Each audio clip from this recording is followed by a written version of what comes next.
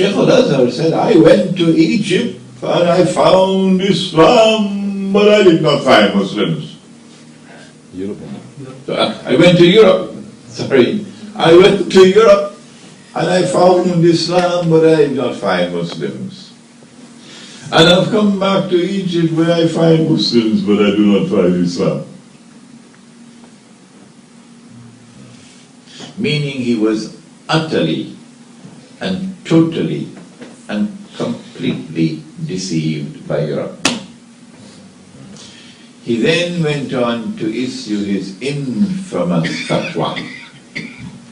The British who were in in Egypt, controlling Egypt really, the figurehead, Egyptian government was at the figurehead. The British decided to establish an efficient postal system. So the Egyptian post office was established. And they decided that the Egyptian post office must be funded through public funding. People would invest in a commercial enterprise called the post office. And this is something that the Egyptian people can see. It is very beneficial that you can mail parcels and mail letters and so on to the post office. But they said that when you invest your money in the post office, you're going to get a fixed return on your investment. And Sheikh Al-Azhar gave the fatwa that this is not riba. A fixed return is riba because it is not business. In order for it to qualify as business, you must embrace risk. You can make a profit or you can suffer a loss. That is business. But here is a fixed return. Come rain or come sunshine, you're getting your return on your investment. And so this is not business, this is riba. Egypt, to this day, is still imprisoned by that fatwa. The second part of the equation is that not only has Al-Azhar University been imprisoned by this fatwa, and Al-Azhar up to today is insisting that bank interest is not riba, but the second part about it is up to this day Al-Azhar has not recognized the modern monetary system of paper money, non-redeemable paper money, to be bogus, to be fraudulent, to be haram. And so there is no way that an Islamic government in Egypt, in this context, can escape an attack by the enemy to make the Egyptian people even poorer than they are now. When I arrived in Egypt in 1963, you were not born as yet, no? In 1963, one Egyptian pound, how much was it, I think? It was about 1.5 US dollars, I think, 1 pound. And the sterling pound was about 3 Egyptian pounds to 1 sterling pound, was it over that? Anyhow, so you're getting a salary, you work for the whole month, and you get a salary in Egyptian pounds, in paper of course. And with your salary for a whole month, you could buy a camel. Huh? But then something strange happened to the Egyptian pound. After a few years, and now the same amount of work,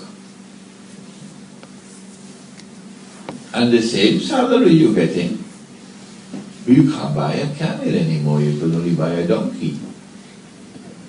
Huh? And then a couple of years later, Zimbabwe is laughing, eh? You can't buy a donkey anymore. You can only buy a goat. And then a couple of years later, the same salary, same work, you can't buy a goat anymore, you can only buy a chicken. Huh? It's called inflation. Inflation. And the normal way of understanding inflation is that the prices are going up. No, you dumb. It's not the prices going up, it's the money going down. This bogus and fraudulent monetary system has within it an inbuilt mechanism to rip you off every time the value of the money falls. There is a massive transfer of wealth that takes place from the unsuspecting masses to a predatory, let me use a proper terminology, that's one of you reminded me, the blood-sucking predatory elite, which is both in the domestic economy and in the international economy. And so the monetary system that we now have is a system which is haram based on this verse of the Quran, which is repeated 3 times in the Quran. Wala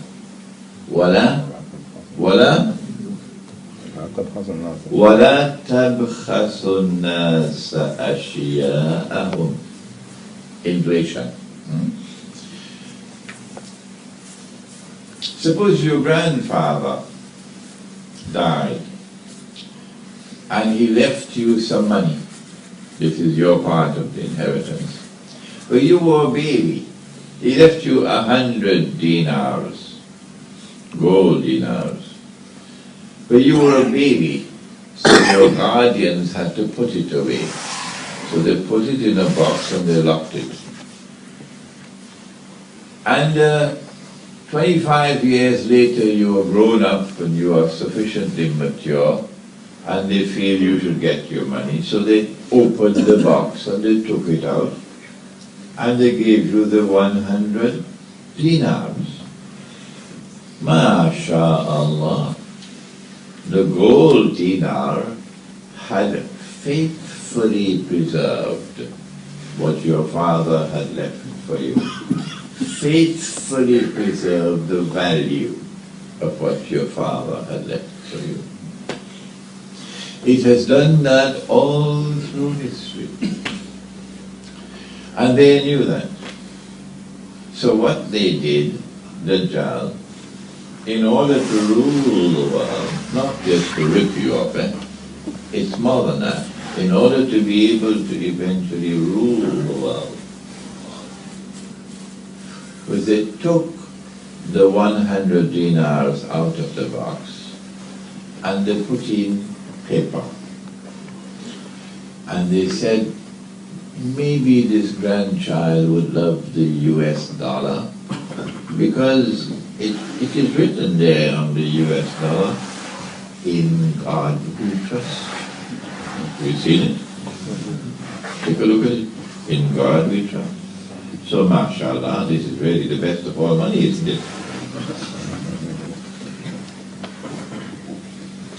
So, with 100 ounces of gold, they got 3,500 US dollars at $35 an ounce under Bretton Woods, right? So they took the $3,500 and put it in the box and they locked it up. 25 years later, when you were a young man and sufficiently mature, they said you should get your money. So they opened the box and they took out the 3,500 US dollars and they gave it to you. Well, you rubbed your eyes and you said, excuse me, is this what my grandpa left for me? They said, no, grandpa left for you 100 dinars. And you then said, give me my 100 dinars, please, or that, report to the police. So they had to go very quickly to the market to change the US dollars back into dinars. And then they came and they gave you 8 dinars. 8 dinars. 92% of the money was lost, gone, because of inflation. I know of one man who would not take this sitting down. This man would ask, where did my money go? Who took my money? That's why they killed him, eh? Malcolm X. Who took my money? Where did my money go? It didn't evaporate in the clouds. And in the pursuit of those questions to seek the answers, he would have discovered that his loss was their gain. And this is what Allah speaks of in Surah An-Nisa. وَأَخْذِهِمُ الرِّبَى وَقَدْ نُهُوا عَنْهُ. What did he say? Allah. وَأَخْذِهِمُ الرِّبَى وَقَدْ نُهُوا عَنْهُ.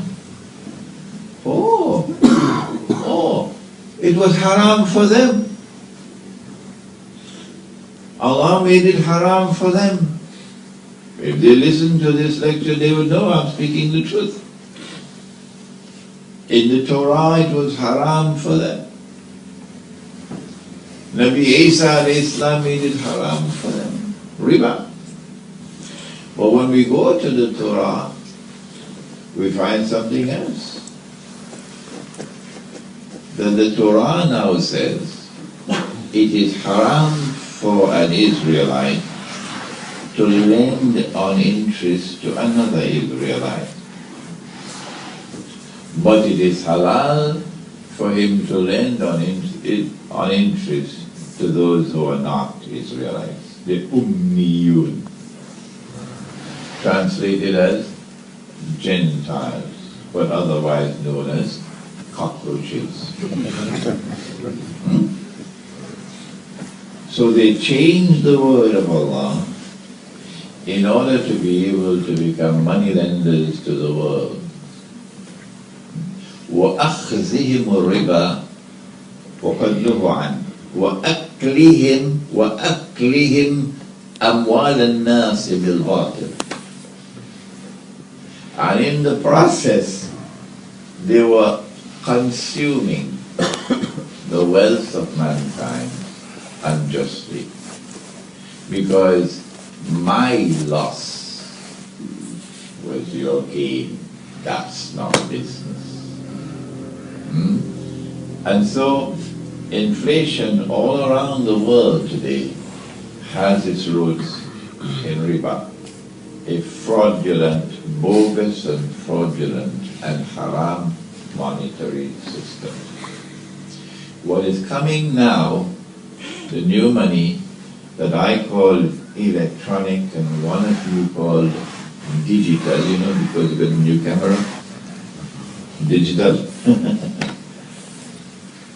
The new money which is coming to replace the paper money is coming not just to rip you off. Imagine, I have a bank account and all I need to do is, once I control the system, just type in on my computer. I get $1 million in my account. Abracadabra. And this sheikh out here, he's supporting the Palestinians. So I look and I see how much money he has. He can't stop me because the money is in the bank. And all the records are there. So I went and I typed something and his account is frozen. You know the word? Frozen. Who is he going to complain to? He lost his money. Can't get it. This is tomorrow.